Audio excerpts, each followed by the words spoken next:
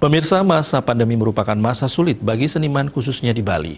Namun di sisi lain masih banyak seniman yang tetap berkarya dan terus mempromosikan Bali ke luar negeri melalui sistem daring. Pandemi COVID-19 tidak mematahkan semangat para seniman untuk tetap berkarya dan eksis mengenalkan seni budaya Bali ke luar negeri. Seperti halnya Sanggar Seni Semarandana yang berada di Desa Adat Munggu, Badung.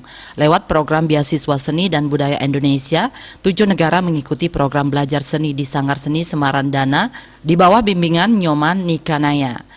Menurut pembina yang sekaligus pemilik Sanggar Seni Semarandana, Nyoman Nikanaya, 8 siswa dari 7 negara mengikuti pembelajaran secara daring. Selama 2 bulan siswa dari luar negeri ini digembleng seni tari, lagu Bali, dan melukis. Ini adalah menyambung pelatihan ini program dari sebenarnya program dari Kementerian Luar Negeri dalam rangka mempromosikan Indonesia. Jadi Menteri Luar Negeri membuat program memberikan beasiswa atau pelatihan dari kebudayaan Indonesia. Kita harapkan mereka itu tetap mencintai Indonesia, Bali khususnya, karena dia akan melihat bagaimana sebenarnya Bali yang sebenarnya, kan gitu.